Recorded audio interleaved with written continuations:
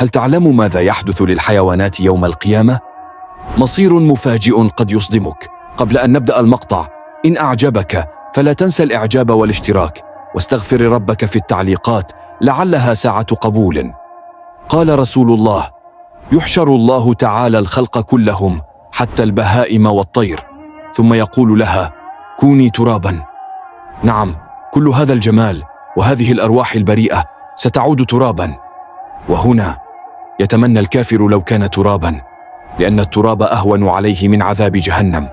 قال الله تعالى: ويقول الكافر يا ليتني كنت ترابا. فاللهم إنا نعوذ بك من عذاب النار. وكل من قال آمين فليكتبها في التعليقات لعلها تنجيه.